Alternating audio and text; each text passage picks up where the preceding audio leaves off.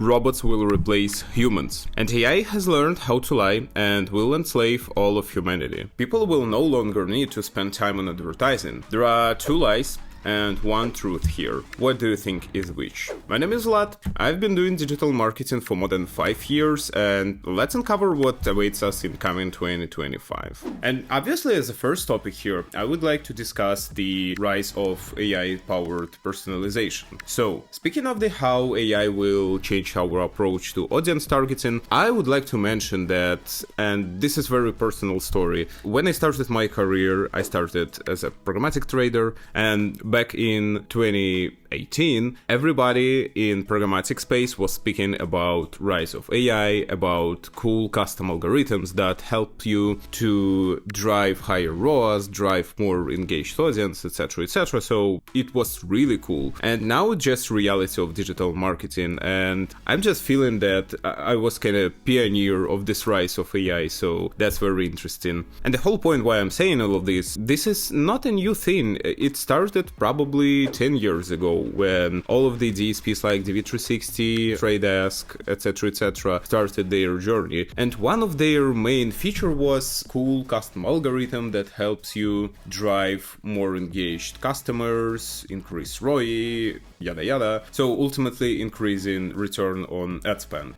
And what will happen in 2025 is that you will just need to feed algorithm with the right data and it will do everything for you. All of the major ad platforms have already introduced their AI solutions like Performance Max, Amazon Performance Plus. They have almost the same name. They're using Max, Plus, Performance, etc. So it's sometimes really hard to navigate. But actually, I don't expect a huge change here. I expect these models to be more precise and ultimately driving a higher ROI for advertisers. But speaking of the ethical considerations you need to keep in your mind, I would like the whole industry to focus more on data privacy, because sometimes what's happening right now, it's a total disaster, because some brands, advertisers, they heavily use PII data and just sharing this PII data, saving it on their laptops. That's not how it should be executed in 2024 and for sure in 2025. So at least consider hashing your data and please do not share not encrypted data, do not save PII data, email address, please don't do it. Switching to the next topic, which is the death of cookies. Also, this is kind of very personal for me, and I have a separate video where I described how to update your strategy, how to get rid of cookies, how to be prepared for a cookieless world, and etc. So if you are interested in that, please check. And I think that almost the whole industry was misled by Google, saying that we are not going to deprecate cookies, but instead they will propose a consent window, the same as we have for iOS and, this, please do not track my behavior in this app. Google wants to give the full responsibility for this decision to users, because they have some issues with turning cookies off on their own. And speaking of the new technologies that will replace cookies, the first one is Google Privacy Sandbox, which is direct cookie replacement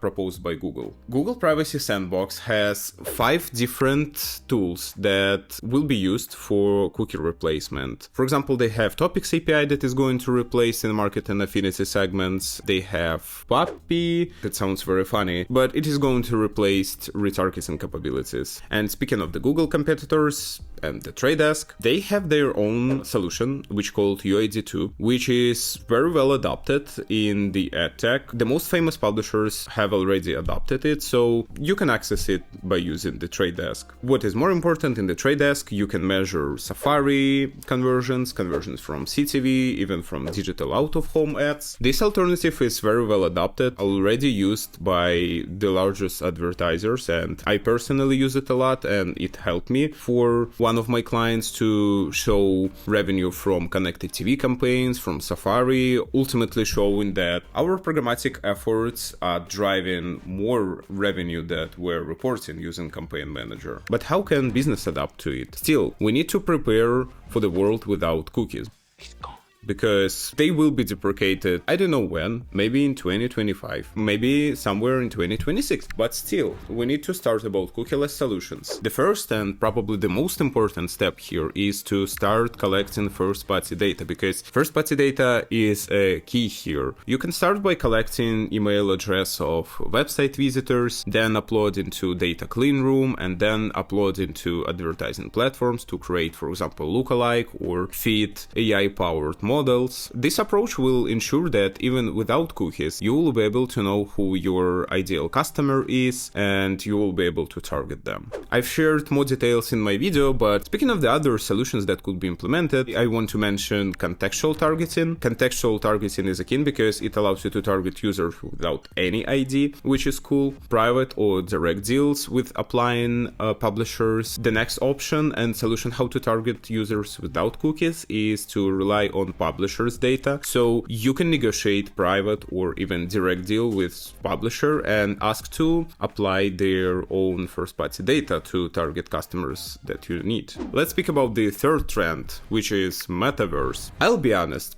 I don't think that there will be a boom of Metaverse in 2025, let's be honest. But what I think will happen is that the brands that will onboard immersive experience, maybe online showrooms, will really stand out from the crowd of their competitors. And let's think about examples. The first thing that came in my mind is furniture store. Having the possibility to check how the furniture fits in your, for example, interior design in your home using your iPhone camera. I think this is really beneficial because people tend to spend more and more time shopping online. And here is the key. If you want to have this online showroom or something like that, you need to think, will it really benefit you? Because, for example, if it's just a feature that is nice to have, I don't think that you should do it in 2025, but if it will change experience how your customers interact with your brand, with your products, how they are testing them, how, for example, table fits in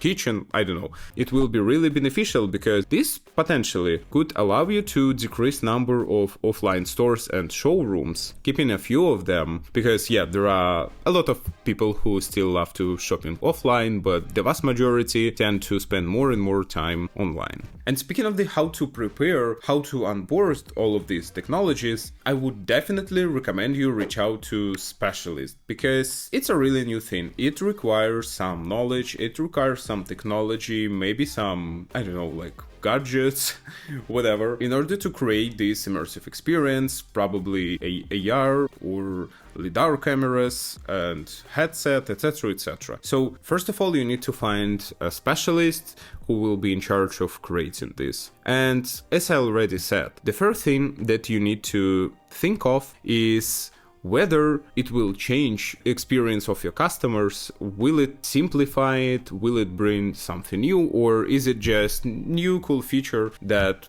would be a good asset, but you're not sure? If this is the case, I don't think that you need to do it. Now I want to talk with you about audio part of marketing and advertising. And the first thing is voice search. People tend to spend more and more time on voice search and communicate with their smartphones using voice search. By the way, I personally totally switched from Google to Perplexity, and this is my recommendation. Please check Perplexity AI and share in the comments if it was helpful or not. This is the best search I've ever seen. This is great. And I personally tend to ask questions using this kind of voice feature, and what I see is that my voice search behavior is totally different from what I'm typing and writing using my keyboard. So consider using long tail keywords in your voice search strategy, because people tend to ask not the best barber Warsaw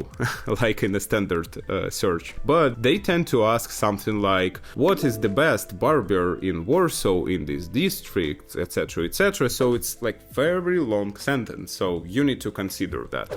And don't forget about Perplexity and share it in the comments. But let's speak about audio ads. I think this is one of the most perspective channels in digital marketing, because we all know that connected TV is on its prime and it grows every year consistently. So it will grow in 2025, it will grow in 2026, so nothing new. But audio ads, this is very interesting format because, first of all, people tend to spend more and more time listening podcasts in their car while they're commuting to their job. So this is a really great moment to communicate with your customers and really tell some stories. I would highly recommend, and I 100% sure that it will be super popular in 2025, is to tap into podcast inventory, maybe even direct ads. So you don't need to use advertising platform for that. You can just connect with podcast hosts and buy sponsorship from them directly. I know that the main challenge here is measurement because you don't know how to attribute conversions, and probably based on the experience I have, you are measuring your efforts in Google Analytics. So this is a totally different story, and I'm not going to speak about this in this video, but I would recommend you to learn about incrementality testing, marketing mix modeling, and geo-lift testings. That will help you to measure things like connected TV, audio ads, and other things that it's really hard to measure using Google Analytics. Now I want to talk about sustainability, because this is going to be one of the trends of 2025, and it is already a well-known topic, but I think you need to consider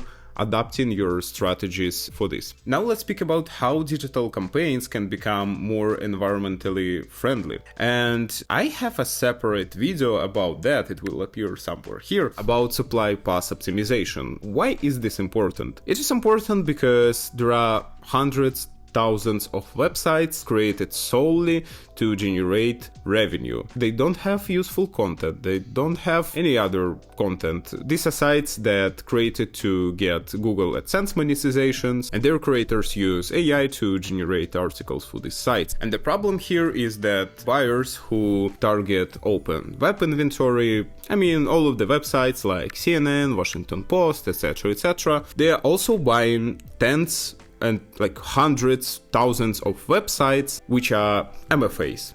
And the main reason because they are not using whitelist or allow list, and I have a separate video that is created to help you with this problem. Also, I have a step-by-step guide in my community, a link in the description below, where I have all of the steps starting from how to create a whitelist, how to verify that this inventory is good, how to analyze traffic on this website, and etc. If you are struggling with inventory performance, with some websites performance, I recommend you checking that. How this MFA supply path optimization issue is connected to sustainability? And the answer is all of this website, they consume tons of energy because they all need servers to keep them alive. If we remove them from the ecosystem, it will make our world literally better because it will decrease energy consumption, it will decrease competition on ad exchanges, also it will decrease energy consumption, and etc. So highly recommended supply path optimization.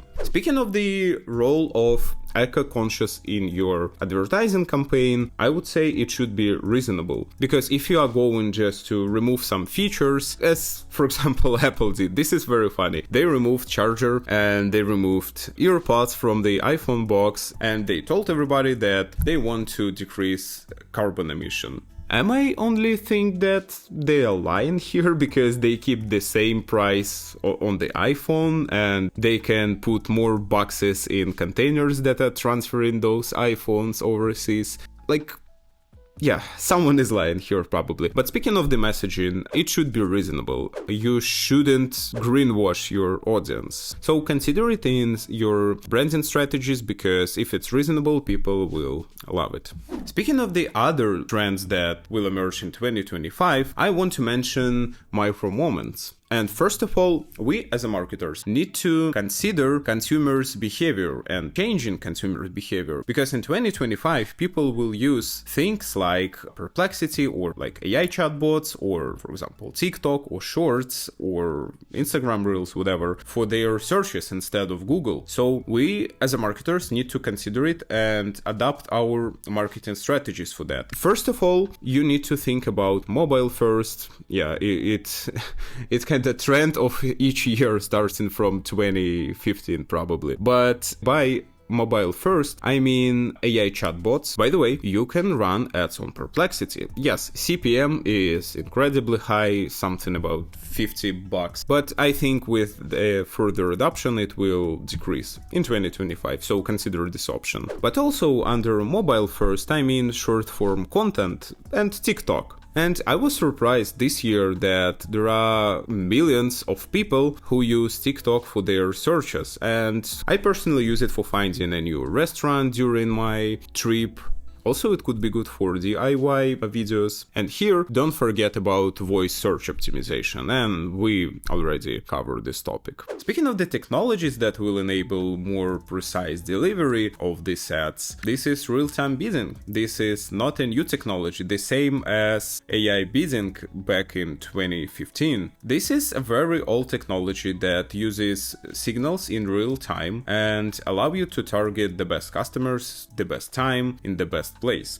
This technology is widely adopted across all of the advertising platforms, but in 2025, due to improvements in AI algorithms, it will be even more precise and will do its job even better. I personally find it very interesting that a lot of marketers are speaking about blockchain and transparency revolution in digital marketing, because on a paper everything looks great, but this is my dream that is not gonna be true in 2025, maybe in 2035, who knows. Blockchain technology can really increase transparency in digital marketing, and transparency, this is probably the most concerning issue, because there are a lot of old protocols, a lot of fraud, a lot of companies, a lot of MFA sites, etc, etc. Also, companies use different identifiers, so it makes the whole industry and ecosystem so complex, so I don't see any way how blockchain can be implemented here, because there are a lot of companies, there are Google, Amazon, etc, who are giants. I don't see them onboarding blockchain, for example, and also I don't see small companies adopting that, because this is not an industry standard. On a paper, this all sounds great, because all of the websites, all of the users and etc could have a separate identifier, so everybody can be identified but anonymous at the same time. Also, all of the auctions can be, crystal clear and transparent, but these are all dreams, especially in 2025. So if you see that blockchain will change digital marketing in 2025, I don't think so. I have a bad news for you. But I think maybe in 10 years, who knows, it will make a revolution in digital marketing, because it will remove middlemen, it could completely change situation with the fraud, with brand safety. So yes, this will change rules of the game and this will change our industry, but not now. Maybe in 10 years, maybe there will be a new technology, who knows. Now I want to speak with you about the integration of online and offline experiences. And this is where I think some brands can really stand out from the crowd here. I think that brands that are adopting AR, for example, when it's reasonable for sure, they will outperform competition, because they will enable more seamless experience and it will require less efforts from their consumers. So if you are selling some physical goods or, I don't know, interior design, it could be great to have an AR experience, so you can wear AR headset and check your new furniture or interior design, and I think this will be a huge advantage in competition. Speaking of the trends, I think integrating e-commerce into AR headset and AR ecosystem could really be a game changer, because if you are choosing your furniture, you want to try different scenarios or have a recommendation system, and it could use the same algorithms that real-time bidding has, so it could check what is your location, what is the size of your flat, I don't know, check color, etc. And based on all of these parameters, recommend the best product for you.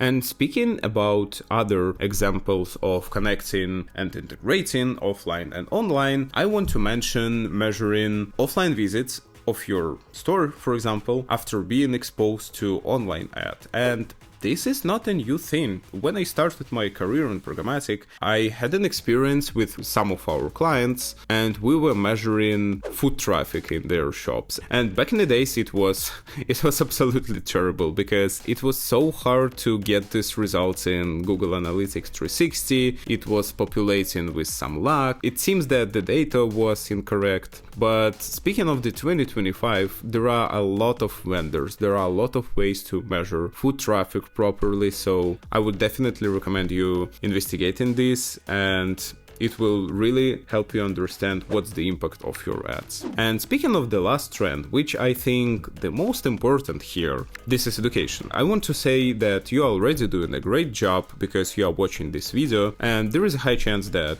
you will outperform your competitors, especially if you are thinking about future, what ideas I'm going to test, and etc. If you find this video helpful, hit the like button, subscribe to my channel, and check my Discord community. See you in the next video.